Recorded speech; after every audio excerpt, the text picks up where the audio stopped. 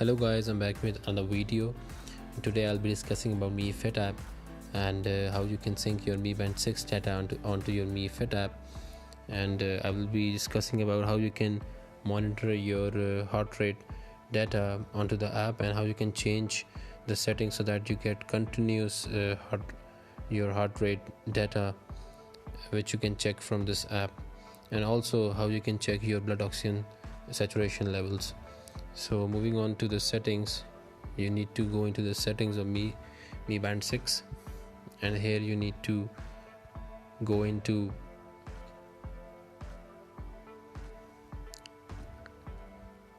health monitoring. Over here you can change it to every minute. The frequency of heart rate monitoring, you can change it to 1 minute, 5 minutes, 10 minutes, 30 minutes, or you can even set up your own timings, let's say 1 second or 10 seconds, but I would like to stick to 5 minutes. So this is here you can set it, and if you want to activate heart rate alert, then you can of course do it from here. In case you need to monitor if your heart rate is higher than average, then you can set the value and you can turn it on, which I don't need right now. So let's move on to sleep assistance. It's very simple. If you want to turn on the sleep assistant, just turn it on like this. That's it. So guys, if you want to measure the quality of your sleep, that how well you are breathing, or are you suffering from sleep apnea, so for that you can turn this on.